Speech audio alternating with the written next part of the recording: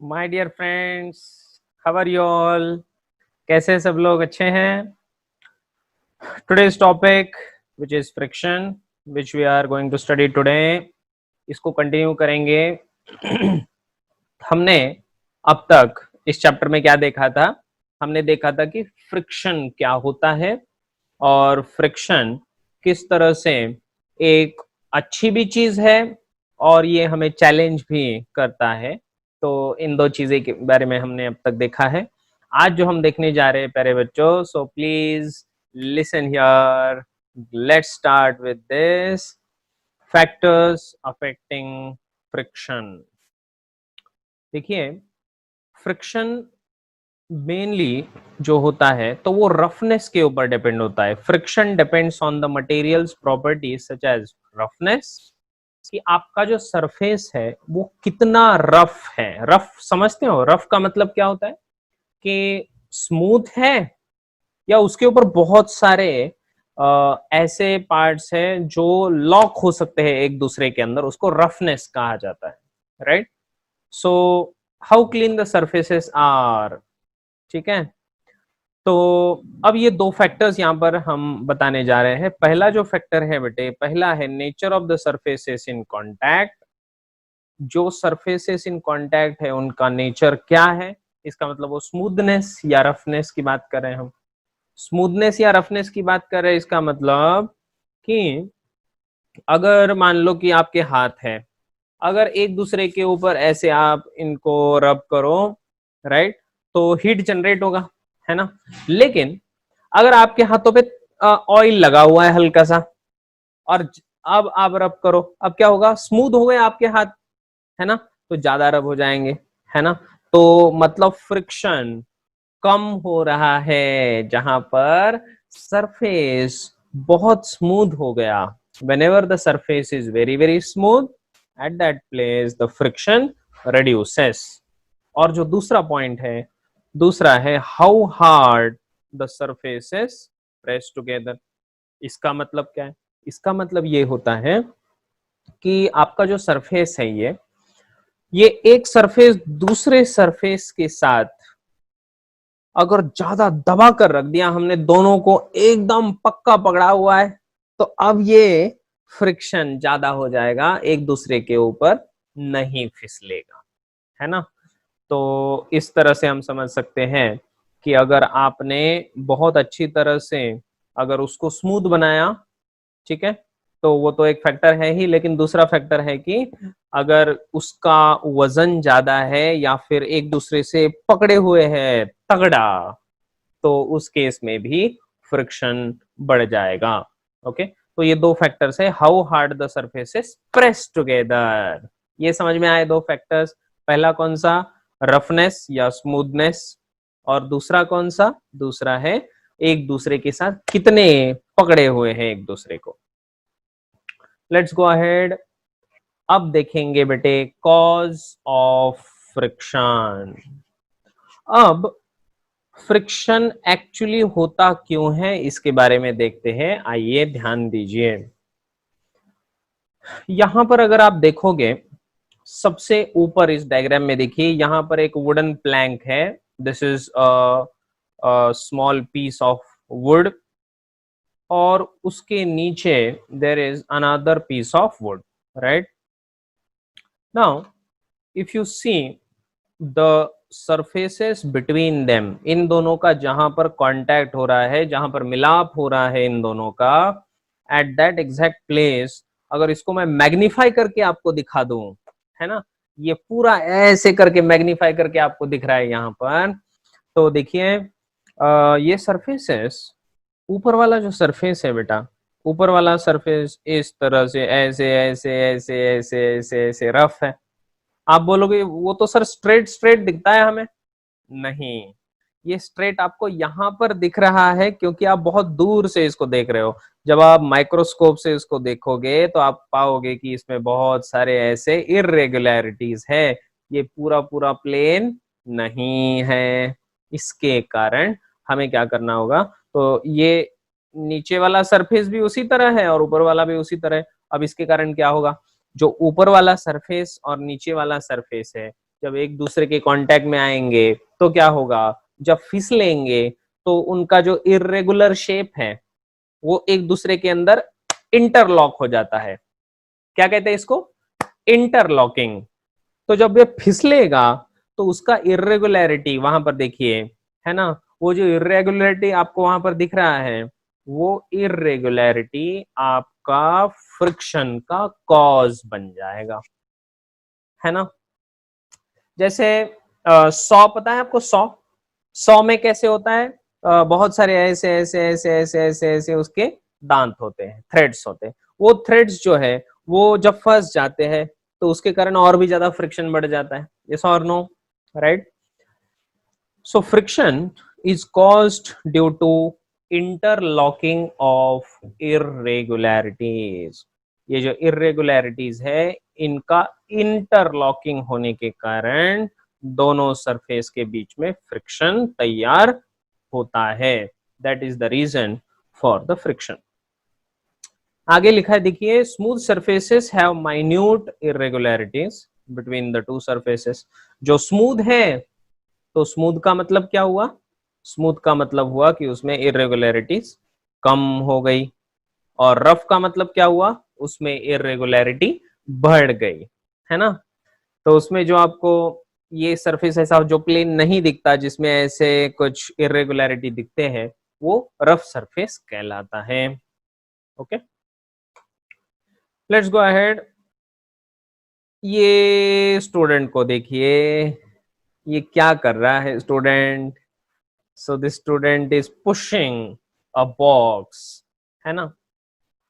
अगर मान लो आप किसी चीज को पुश कर रहे हो, तो पुश करते समय आपको उसको पुश करते ही रहना पड़ेगा क्या, हाँ, उसको पुश ही करते रहना पड़ेगा। क्यों, क्योंकि जब आप इसको रोक दोगे, जब आपका पुश रुक जाएगा, उस टाइम पे क्या हो जाएगा, उस टाइम पे ये अपनी जगह पर रुक जाएगा, मूव करते नहीं रहेगा, एक जगह पर रुक जाएगा। ऐसा क्यों होता है, why does this happen, this happens because जब वो मूव कर रहा था तो उसको फ्रिक्शन है। जैसे ही आपने धक्का लगाना छोड़ दिया, उस बॉक्स ने आगे जाना भी छोड़ दिया, और इसके कारण this is the reason why आपका बॉक्स आगे अब नहीं बढ़ पा रहा है। क्या ये बात समझ में आ रही है सबके, इज इट क्लियर, ओके। तो इस तरह से बॉक्स को अगर पुश करते ही रहना है, तो दोनों के बीच में जो फ्रिक्शन है उसको ओवरकम करके हमें फोर्स लगाना पड़ेगा, तभी जाके आपका बॉक्स एक जगह से दूसरे जगह जा पाएगा। तो दोस्तों आप इसको समझ पा रहे हो, are you able to understand this clearly. और नोटबुक पेन लेकर हर एक चीज को लिखना है। व्हेन यू गेट इन्वॉल्व, अगर आप इन्वॉल्व हो जाओगे तभी पढ़ोगे, अगर सिर्फ देख रहे हो तो पढ़ाई इम्पॉसिबल है। इसलिए आप नोटबुक पेन लीजिए और जो मैं बता रहा हूं पूरा लिख लीजिए अच्छे से। Let's go ahead. Friction is more if the surfaces are pressed harder.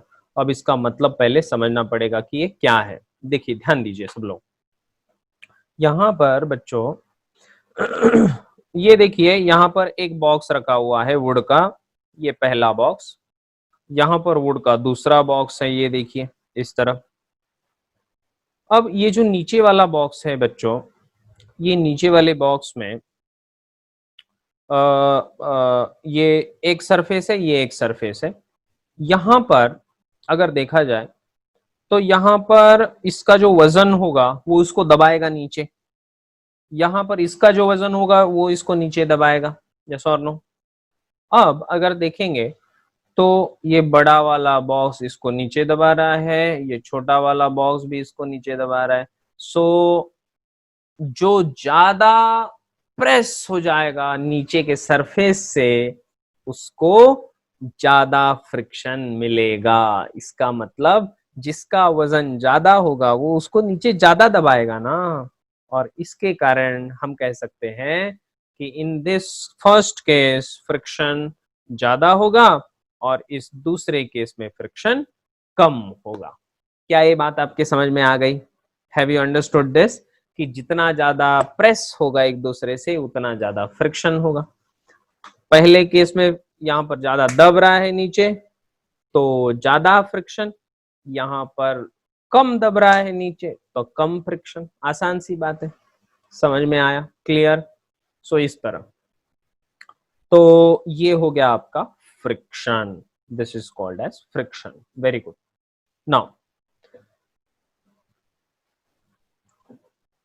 There are three main types of friction. देखिए यहां पर हम तीन अलग अलग फ्रिक्शन के टाइप्स को पढ़ रहे हैं। They are static friction, sliding friction and I am sorry and rolling friction. ये तीन प्रकार का अलग अलग फ्रिक्शन यहां पर देखा जाता है। अब अगर देखा जाए, static friction is the friction exerted on an object at rest। अब स्टैटिक का मतलब क्या होता है? स्टैटिक इस वर्ड का मतलब होता है बच्चों जो एक जगह पर है, जो एक जगह पर रुका हुआ है। तो अगर कोई चीज एक जगह पर रुका हुआ है, ये static friction is the friction exerted on the object at rest. Rest मतलब जो एक जगह पर है, स्टेशनरी है। सो अगर ये आपका स्टेशनरी ऑब्जेक्ट है तो हम आसानी से कह सकते हैं कि here there is a static friction. इसका एग्जांपल देखिए, ये देखो यहाँ पर ये बॉक्स है, इस बॉक्स को ये आदमी खींचना चाहता है, ठीक है? तो ये फोर्स तो अप्लाई करेगा, ये फोर्स को तो अप्लाई करेगा, लेकिन अगर ये बॉक्स बहुत हेवी है तो इससे जगह से हिलेगा ही नहीं। और जब ये बॉक्स जगह से हिलेगा ही नहीं तो हम कह सकते हैं कि इसके और ग्राउंड के बीच में जो फोर्स लग रहा है वो कौन सा फोर्स है? Friction. Have you understood this? Okay. Next, next होता है स्लाइडिंग फ्रिक्शन। अब स्लाइडिंग फ्रिक्शन क्या है? Sliding friction is the friction exerted when an object slides over a surface. जब आपका सरफेस स्लाइड होने लगता है, जैसे ये देखो बच्चा है ना, सो ये शैतान नटखट बच्चा है जो इसके ऊपर चढ़ गया है और खेल रहा है गार्डन में। सो इस स्लाइड के ऊपर जब ये स्लाइड हो जाएगा नीचे ऐसे जूम, क्यों भाई? तो क्या हो जाएगा? So at that time the friction which is taking place between his clothes and this surface, red surface, that is your sliding friction। क्या ये समझ में आया? Is it okay? उसी तरह होता है तीसरा जिसका नाम है रोलिंग फ्रिक्शन। अब ये रोलिंग फ्रिक्शन क्या होता है इसको समझेंगे। Rolling friction is the friction exerted when an object rolls over a surface। Rolling friction is the friction exerted when an object rolls over a surface। जब आपका ऑब्जेक्ट रोल ओवर करता है, rolling friction कहलाता है। Okay, सो rolling friction, जैसे ये देखो, ये ऐसा एक ग्लास लिया है सिलेंडर के जैसा, ओके, और इसको हमने इंक्लाइन प्लेन के ऊपर रख दिया। इंक्लाइन प्लेन के ऊपर रख देने से क्या होगा? ये यहाँ से ऐसे नीचे सू करके नीचे आएगा, right? So this particular friction, इसमें भी फ्रिक्शन हो रहा है, तो ये भी रोलिंग फ्रिक्शन कहलाता है। तो आज हमने क्या पढ़ा? आज हमने सबसे पहले पढ़ा कि फैक्टर्स अफेक्टिंग फ्रिक्शन। फ्रिक्शन को कौन से फैक्टर्स अफेक्ट करते हैं, किस तरह से roughness and smoothness of surface हमने देखा।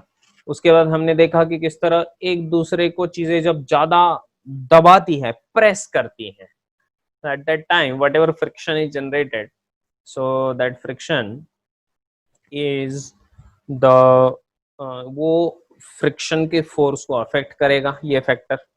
और उसी के साथ फिर हमने तीन टाइप्स देखे फ्रिक्शन के। स्टैटिक फ्रिक्शन पहला, दूसरा देखा हमने स्लाइडिंग फ्रिक्शन, और तीसरा हमने देखा रोलिंग फ्रिक्शन। इस तरह से हमने इनको देखा। तो आज के लिए इतना ही, और कल फिर से मिलेंगे and we will continue our topic friction. Thank you all very much. Bye bye.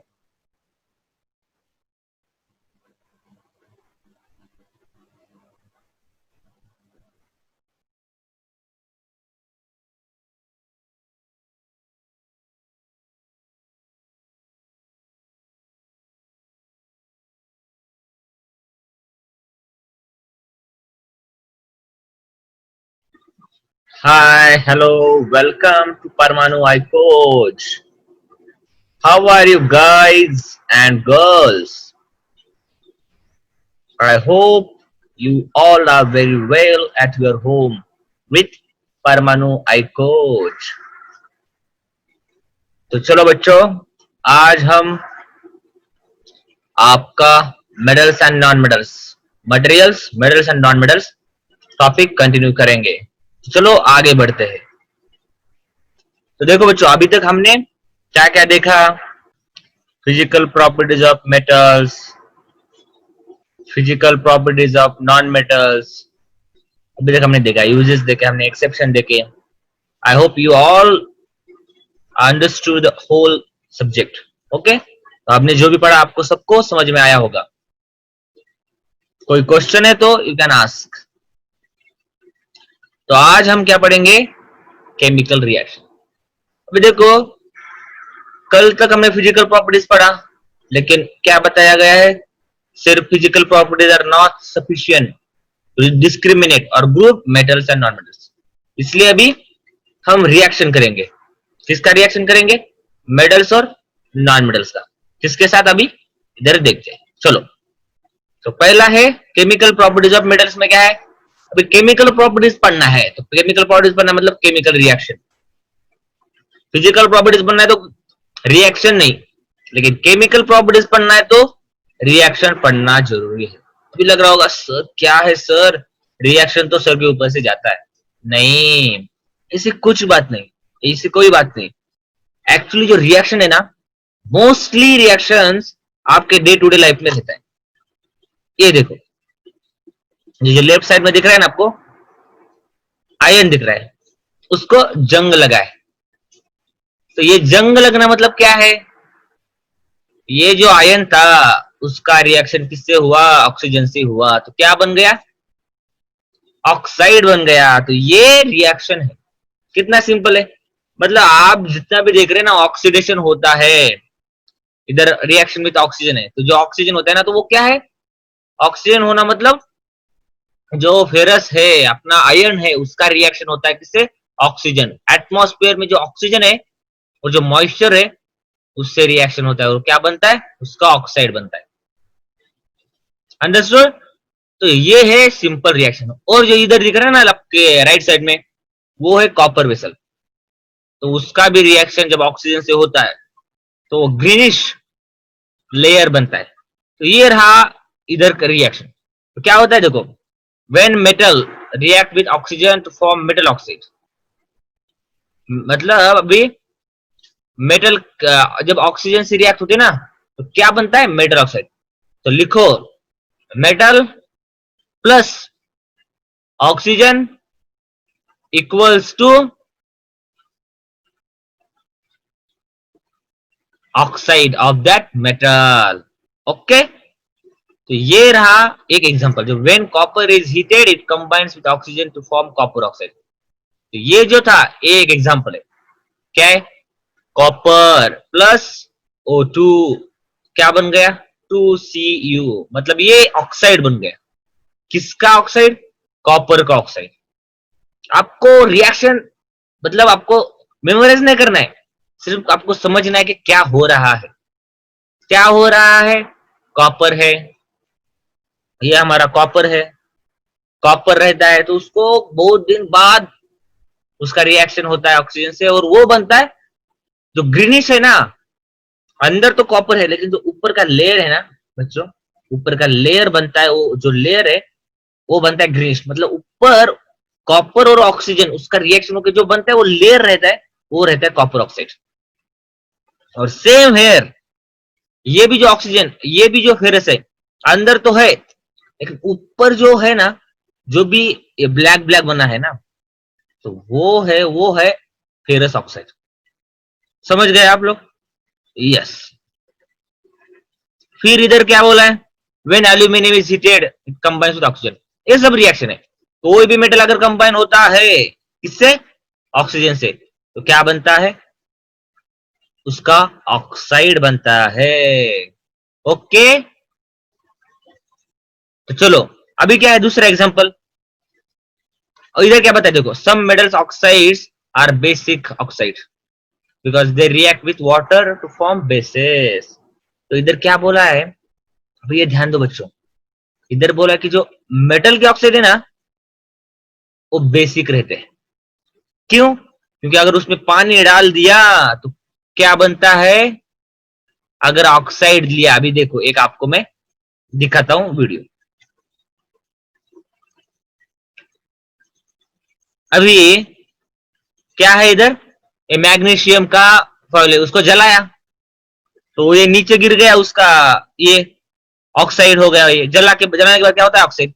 इसमें पानी डाल दिया अभी हमने और लिटमस पेपर डाल दिया, तो ये जो लिटमस पेपर है ये बनता है हमारा ब्लू बनता है। समझ गए? तो ये क्या है आपको समझ में आया? जो ये मैग्नीशियम का एक रिबन लिया, इसको जलाया, तो जलने के बाद जो नीचे गिरता है ना, मतलब जो नीचे गिरा हुआ वो क्या है? वो ऑक्साइड है। जैसे हम लकड़ी को अगर जलाया तो राख बनता है, तो जो राख है वो ऑक्साइड है। तो वैसे ही ये जो मैग्नीशियम है इसको जलाया तो क्या नीचे गिरा? ऑक्साइड। नीचे गिरा हुआ ऑक्साइड है। और जो ऑक्साइड है नीचे गिरा हुआ, तो उसमें हम क्या डालते हैं? पानी डालते हैं। अभी ये नीचे गिर गया ऑक्साइड प्लेट में, अभी इसमें हमने पानी ऐड किया तो क्या बनता है? देखो, रेड लिटमस पेपर डाला तो ब्लू हो गया। तो इसका मतलब क्या है कि जो सॉल्यूशन था वो बेसिक। समझ गए आप? इस सॉल्यूशन क्या है? बेसिक है। तो इधर देखो दूसरा एक रिएक्शन दिया है, ये है सोडियम प्लस ऑक्सीजन, तो ये हो गया Na2O। अभी जो ऑक्साइड बना उसमें अगर पानी डाल दिया तो क्या बनता है? NaOH। और NaOH क्या है? बेस है। तो आपको समझ में आया? देखो बच्चों, जो ऑक्साइड है क्या है? जो ऑक्साइड है किसका? मेटल का। जो मेटल का ऑक्साइड है उसमें पानी डाल दिया तो क्या बनता है? बेस बनता है। क्यों? क्योंकि जो ऑक्साइड वो बेसिक है, इसलिए पानी डाल दिया तो बनेगा क्या? बनेगा आपका बेस बनेगा। इसीलिए रेड लिटमस पेपर ब्लू बनता है। ओके, तो चलो हम आगे बढ़ते हैं। तो बच्चों, जो मेटल है ना, जब उस पर जंग लगता है, उसका कोरोजन होता है ना, मतलब ऑक्सीडेशन, तो अभी आप क्या करो, ये जो जो ग्रीन मतलब जो आपको दिख रहा है कोरोजन हुआ हुआ, तो इसको निकालो और पानी में मिक्स करो और उसका अभी चेक करो क्या करना है? रेड लिटमस पेपर लेके जाना है, डुबाना है। क्या होगा? ग्रीन होगा। क्या ग्रीन होगा? रेड लिटमस पेपर ग्रीन होगा, तो ब्लू होगा, सॉरी। तो इससे क्या होगा? इससे पता चलता है कि जो ऑक्साइड है वो बेसिक नेचर है। समझ गए? तो जितने भी मेटल है ना, तो उसका जो ऑक्साइड रहता है वो बेसिक रहता है। तो इधर क्या देखो, कॉपर का भी वैसे ही है। When copper vessel is exposed to moist air for long, it acquires a dull green coating. ये ग्रीन कोटिंग क्या है? तो green metal is a mixture of copper hydroxide and copper carbonate. तो ये रहा रिएक्शन, नीचे जो दिख रहा है वो रिएक्शन है। तो ये रिएक्शन होता है जब कॉपर और है वेसल, उधर थोड़ा सा मॉइस्चर भी है, एटमॉस्फेयर में मॉइस्चर रहता है, और उसका ऑक्सीजन और थोड़ा सा कार्बन डाइऑक्साइड रिएक्शन हो गया तो ग्रीन बन जाता है। फिर उसको घिसना बहुत मुश्किल है। ओके, तो ये हो गया बेसिक मतलब बेस बन गया। CuOH टेकन ट्वाइस, क्या है ये? बेस है। So you can write it down. तो आपने ये वीडियो देखा कैसे रेड लिटमस पेपर ब्लू बन जाता है। अभी हम देखते हैं reaction of non metals with oxygen. तो ये क्या है, कोई बताएगा? राइट, सल्फर है। हमने पहले भी देखा था सल्फर है। तो सल्फर को अभी क्या किया हमने, उसका ऑक्सीजन कैसे रिएक्शन कर रहा है। तो ये देखो जो आप फोटो में देख रहे हैं ना, तो वैसे हमने इसको रिएक्शन किया। एक जो वेसल है छोटा सा, इसको हम बोलते हैं डिफ्लैग्रेटिंग स्पून। तो जब ये स्पून है ना, ये अभी इधर हमने रखा है, इसके पहले हम क्या करेंगे, पहले इसमें स्पून में डालेंगे सल्फर और फिर उसको जलाएंगे। और जैसे जलना शुरू हो गया तो इस वेसल में हम रखेंगे, बीकर में रखेंगे और उसको क्लोज करेंगे। तो रिएक्शन होने के बाद क्या बनेगा? SO2, सल्फर डाइऑक्साइड बनेगा। कैसे कैसे हुआ? हमारे पास सल्फर पहले ही थे और उसका रिएक्शन ऑक्सीजन से हो गया, मतलब उसको जलाया। मतलब उसको जलाना मतलब हमने देखा, जलाना मतलब ऑक्सीडेशन है। जिसको भी जलाया उसका ऑक्साइड बन गया। मतलब जो भी ऑक्सीजन से पंगा लेता है उसका राख बनता है। मतलब हम सोच सकते हैं कि ऑक्सीजन बहुत पावरफुल है, हीरो है वो, हीरो जो भी उससे पंगा लेता है उसका राख बन जाता है। तो वैसे ही सल्फर का भी राख बन गया। तो क्या है ये? सल्फर डाइऑक्साइड है, मतलब उसका ऑक्साइड बन गया, समझ लो। तो एक्चुअली इधर राख नहीं बनता, उसको ऑक्साइड मतलब ये गैस है। अभी ये क्लोज किया हमने वेसल, अभी इसमें क्या है? Sulphur dioxide.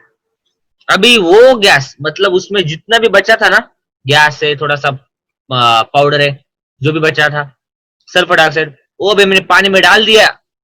तो क्या बनेगा? H2SO3, sulphurous acid. आप सबको सल्फ्यूरिक एसिड पता है, वो क्या है? उसका फॉर्मूला क्या है?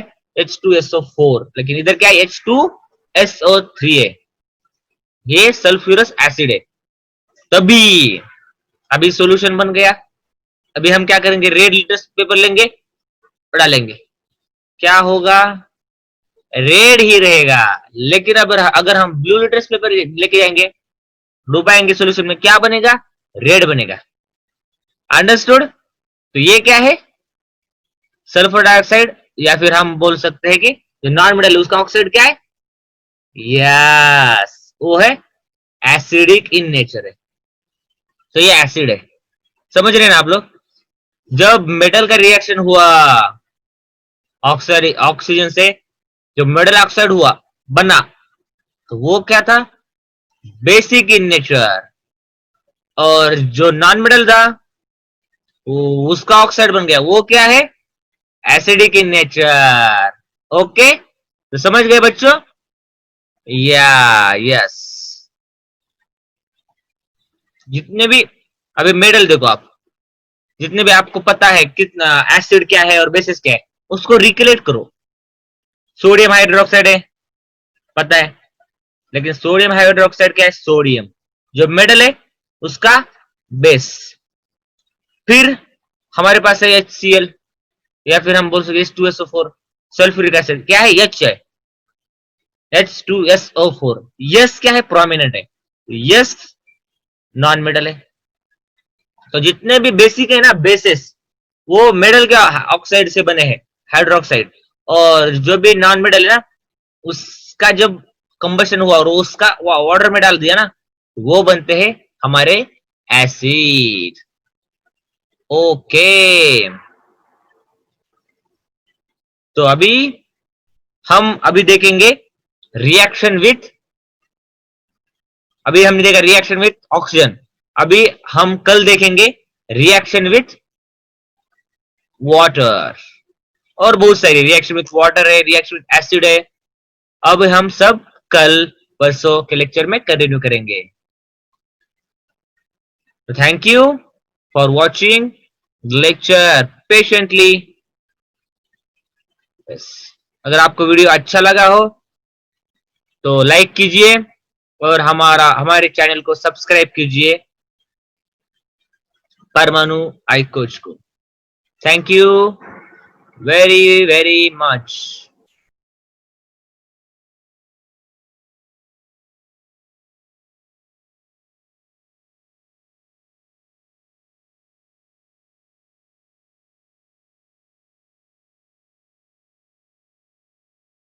Hi everyone. I hope everyone is fine. So I welcome each one of you to our Parmanu Institute of Learning, where learning is a great fun. My name is Sachin Raut. I have completed my BTech from College of Engineering Pune and I am maths faculty for Parmanu iCoach. Parmanu iCoach is the name of our app as well as institute. और इस app में आपको सारे video lectures मिलेंगे, online test मिलेंगे, online assignments मिलेंगे. So everything in one stop solution. Okay, so please download it now. Today we are going to discuss for class 8 CBSE board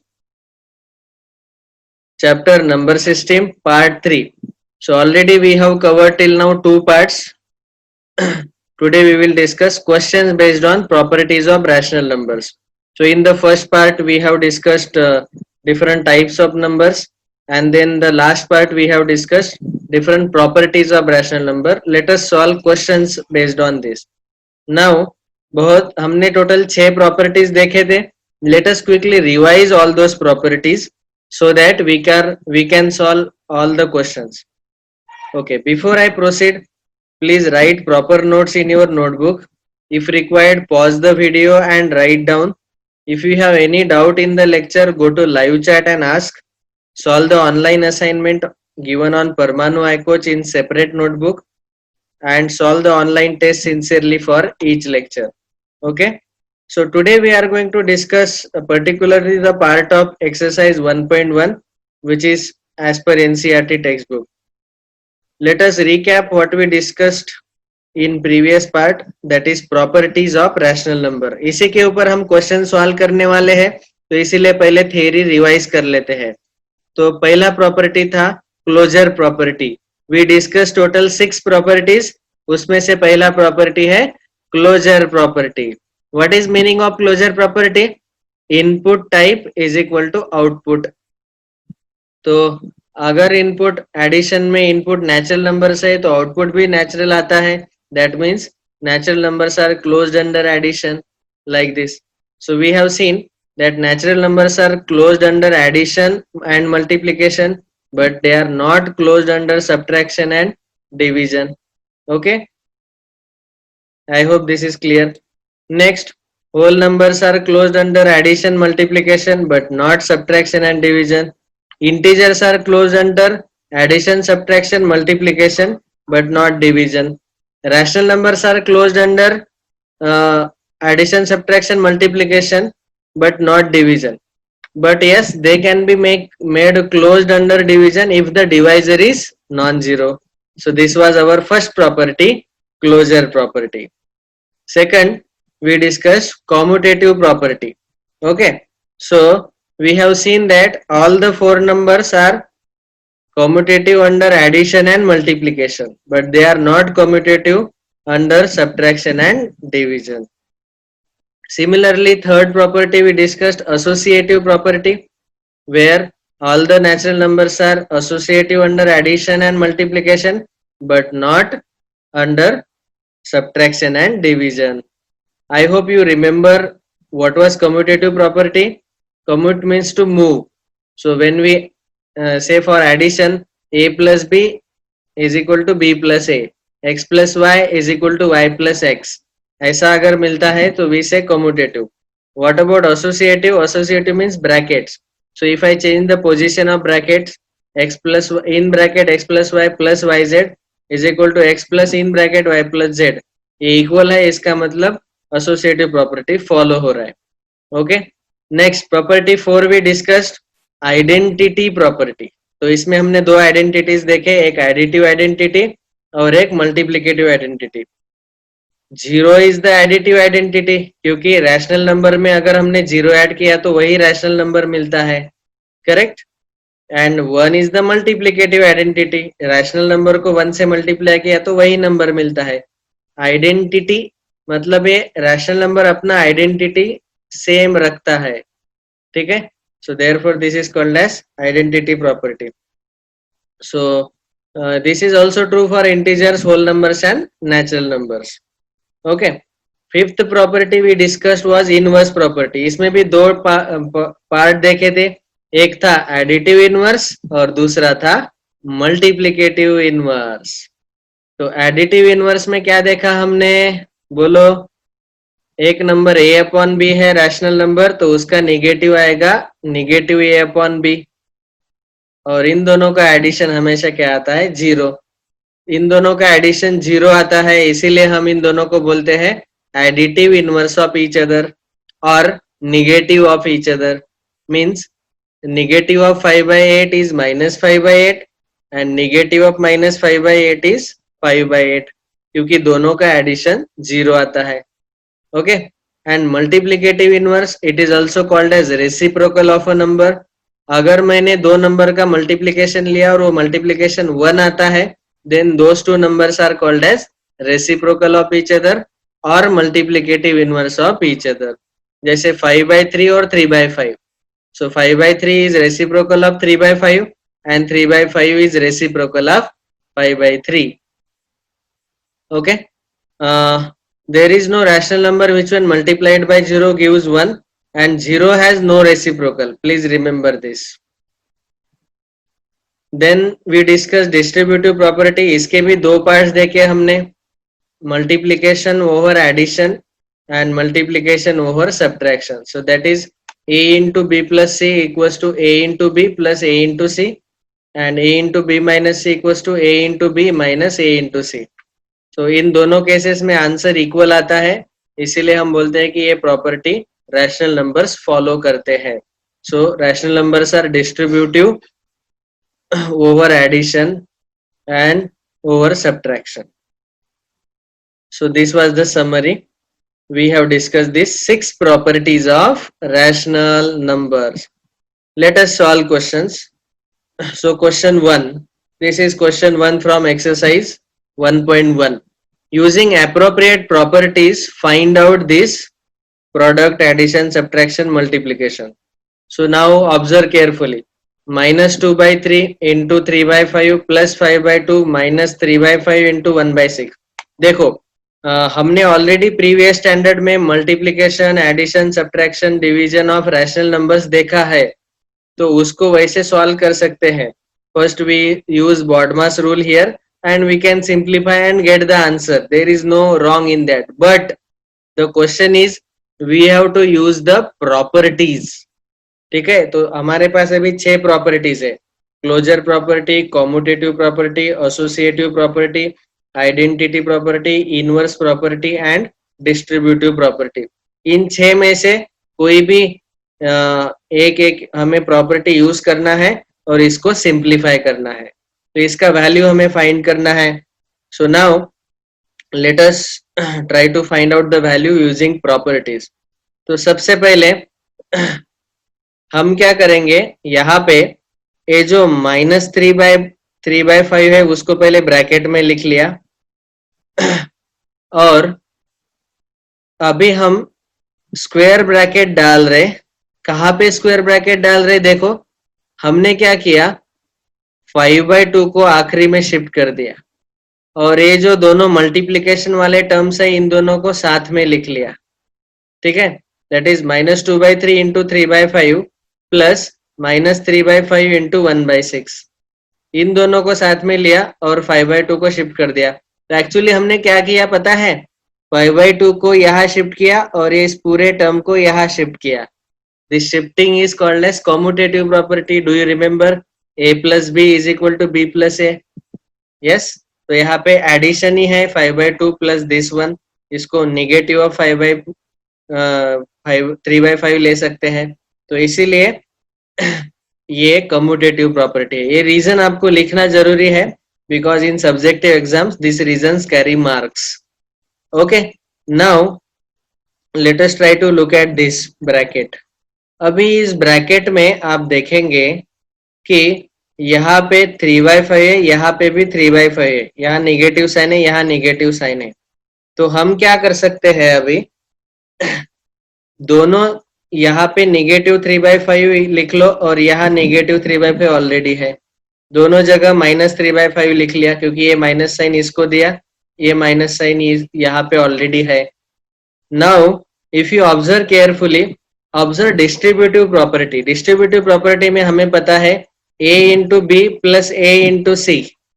तो यहाँ हम इसको, इस a को ब्रैकेट के बाहर निकाल सकते हैं। So now if I take this as common, I will get in bracket 2/3 plus 1/6. Is it clear? What is the reason for this? This is nothing but distributive property. Using distributive property, we have solved this step. Alright. Now we can simplify the square bracket. तो square bracket को अगर आप simplify करेंगे तो यहाँ है 2/3 plus 1/6. तो इसको डिनोमिनेटर यहाँ पे 6 है, यहाँ 6 डिनोमिनेटर लाने के लिए 2 से मल्टीप्लाई डिवाइड करो, तो 2 2 जा 4/6, तो यहाँ आएगा 4 + 1/6. Correct? I hope you remember the addition subtraction. You can इधर डू बाय क्रॉस मल्टीप्लीकेशन और बाय एलसीएम. इन दोनों का एलसीएम 6 आता है, तो इसीलिए इसको हमने 2 से मल्टीप्लाई डिवाइड किया. सो 4 + 1/6, that is 5/6. Now here -3/5 into 5/6. तो पहले हम मल्टीप्लीकेशन सॉल्व करते हैं.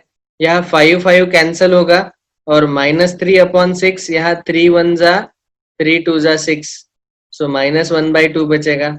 And finally we get -1 + 5/2. दोनों का डिनोमिनेटर सेम है, so we simply add the numerators. -1 + 5, that is 4/2, and finally answer is 2.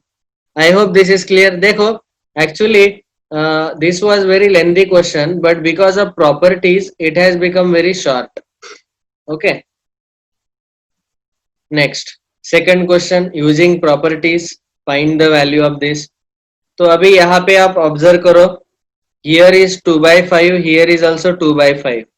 तो इनको, इसको हम कॉमन ले सकते हैं, डिस्ट्रीब्यूटिव प्रॉपर्टी यूज कर सकते हैं. यस और नो? हाँ, तो यहाँ पे डिस्ट्रीब्यूटिव प्रॉपर्टी यूज करो. So what we can do, first ये जो 2/5 है, 2/5 इंटू -3/7 एंड 2/5 इंटू 1/14, इसको साथ में ले लो. So using commutative property we can take this two together.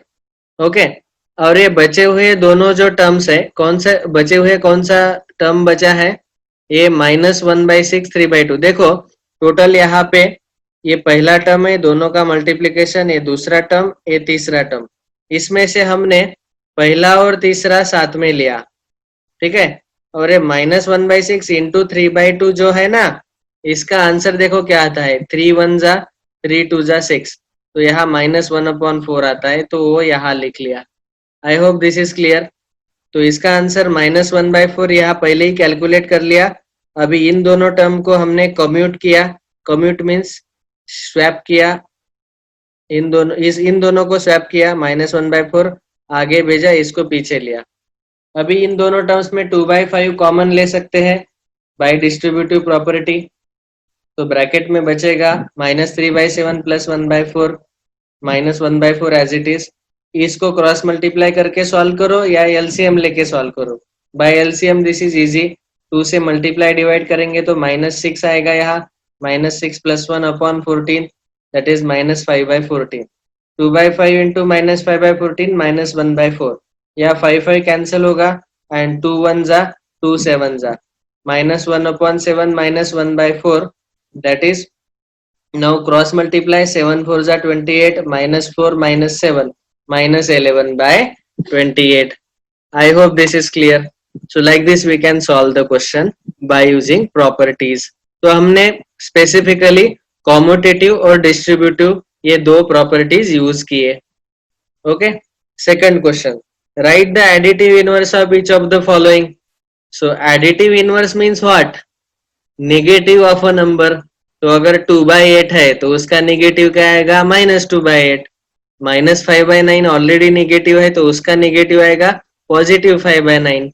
So therefore negative of rational number is the additive inverse. So rational number first was -2/8, उसका additive inverse आएगा +2/8. Then 2/-9, उसका additive inverse आएगा 2/9. -6/-5 जो है ना उसको हम +6/5 लिख सकते हैं क्योंकि माइनस साइन कैंसिल होगा. और ये 6/5 है. अभी इसका एडिटिव इनवर्स आएगा -6/5. -5/9 का एडिटिव इनवर्स 5/9. 19/-6 का additive inverse 19/6. Okay, I hope this is clear. Next, question number 3. Verify that minus of -x is x. मतलब जो x नंबर है इसका हमें पहले नेगेटिव लेना है और फिर से उसका नेगेटिव लेना है. तो हमें x ही मिलता है क्या चेक करना है. So let us see first. x is given as 11/15. Minus x लेंगे तो दोनों साइड -1 से मल्टीप्लाई करो. -x equal to -11/15. फिर से माइनस ऑफ -x लिया. So minus of -11/15. आपको पता है minus of minus is positive. Negative of negative is positive. So we get answer as 11/15. और 11/15 x था. That means minus of -x is x. The same way here also we get minus of -x as x. तो ये आपको बताना था कि negative of negative is the same number itself. Okay. This was question 3. Let's see question 4. Find the multiplicative inverse of following. Can anybody say what is meaning of multiplicative inverse? Very good. Reciprocal means we change numerator to denominator, denominator to numerator. So we have to find the multiplicative inverse of all of these. तो देखो अभी -13 का multiplicative inverse क्या आएगा? -1/13. -13/19 का multiplicative inverse -19/13. यहाँ बहुत सारे बच्चे एक मिस्टेक करते हैं, साइन हटा देते हैं. साइन वही वैसे ही रखना है, खाली न्यूमरेटर और डिनोमिनेटर शिफ्ट करना है. यहाँ न्यूमरेटर 13 है, डिनोमिनेटर 1 है, कुछ नहीं मतलब 1 है. Okay, so -13/1 it can be it's reciprocal और मल्टीप्लिकेटिव इनवर्स इज -1/13. ओके, 1/5 इसका multiplicative inverse 5. Multiplicative inverse means reciprocal. We just change the numerator denominator. Then next, so this was the fourth question. -5/8 into -3/7. Actually इसको हम simplify कर सकते हैं. -5 into -3/8 into 7. दोनों का multiplication लिया, numerator into numerator, denominator into denominator. तो वो मिला हमें +15/56. तो उसका रेसिप्रोकल आएगा 56/15. ओके, पहले सिंप्लीफाई करना पड़ा. Similarly in the fifth question -1 into -2 ये हो जाएगा +2/5. 2/5 का रेसिप्रोकल 5/2. -1/1 है ऑलरेडी, तो -1/1 का रेसिप्रोकल आएगा 1/-1. That is nothing but -1.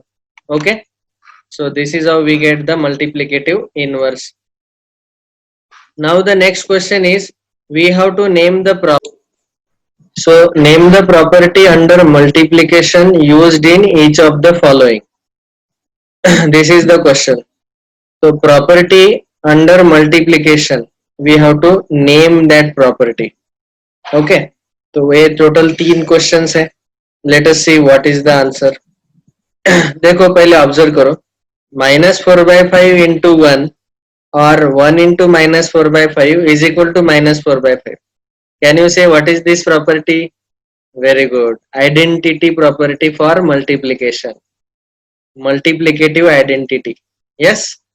Then here -13/17 into -2/7 और -2/7 का पोजीशन चेंज कर दिया, इसको आगे पीछे कर दिया. This is called as commutative property of multiplication.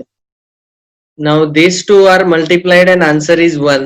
That means these are multiplicative inverse of each other or reciprocal of each other. That's all. So these are the 3 properties. Okay, one is multiplicative identity, Second, commutative property, x into y equals to y into x. And third is multiplicative inverse, actually reciprocals. These are reciprocals of each other. Yes. So with this we have completed total 5 questions from the exercise. We will complete next questions in tomorrow's lecture. I request all of you to download our Parmanu iCoach app. This will be available with you 24/7. You will get all video lectures, online tests, practice problems, and the result of the test. You can download it from the Play Store by typing Parmanu iCoach. You will get all organized study material, all the animated video lectures like this, online test, then online assignments, announcements, smart attendance, live chat. You can do live chat if you have any doubt. And जाते जाते इस lecture को like करो अगर आपको मजा आया. इस चैनल को सब्सक्राइब करो so that you will get all the updates. Bell icon को क्लिक करो तो रिसेंट लेक्चर्स आपको मिलते रहेंगे. And share this with all of your friends. Okay, so I hope you enjoyed today's lecture. Thank you all very much.